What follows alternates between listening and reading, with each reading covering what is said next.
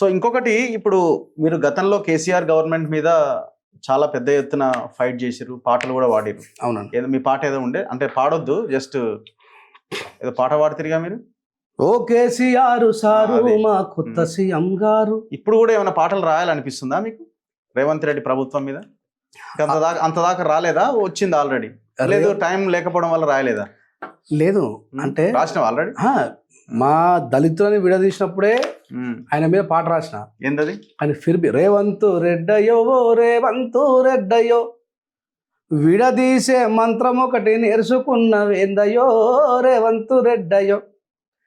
కేసీఆర్ మీద కోపం ఎంత పెంచుకున్నావో, నువ్వు సీటు నెక్క మా అందరిని మోసగించుతున్నావో. అభివృద్ధికి కోణమంటూ ముందు గదిలినా నువ్వే హైడ్రా పేరు మీద పేదోళ్ళ కన్నీళ్లు దోసుకున్నావో. రేవంతు రెడ్డయ్యో రేవంతు రెడ్డయ్యో విడదీసే మంత్రం ఒకటి నేర్చుకున్నవేందయ్యో రేవంతు రెడ్డయ్యో. కలిసి ఉన్న మా జాతుల విడదీసిన వాడివి, పేరుకేమో కాంగ్రెసు అని చెప్పుతుంటివి. నీ కథలన్నీ బీజేపీ కోవాటు ఓలే ఉన్నాయయ్యో రేవంతు రెడ్డయ్యో రేవంతు రెడ్డయ్యో.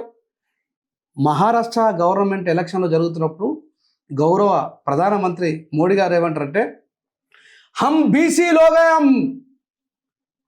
హమ్ ఓబీసీలోగా హమ్ కవివి జుదానై పోనా, మనం విడిపోవద్దు, విడిపోతే మనం ఓడిపోతాం అన్నాడు. అప్పటికి ఇంకేబిసిడి వర్గీకరణ జరగలే. ఆయన ఈ మంత్రం ఎవరిది? విడదీసిన మంత్రం ఎవరిది? ఆడనేమో ఓబీసీలం విడిపోతే ఓడిపోతామని చెప్పి మాట్లాడాను ప్రధానమంత్రి. మరి దళితులు ఎందుకు విడగొట్టును? నేను ఏబిసిడి వర్గీకరణ వద్దాను, మీ ఇంటర్వ్యూలో కూడా చెప్పిన.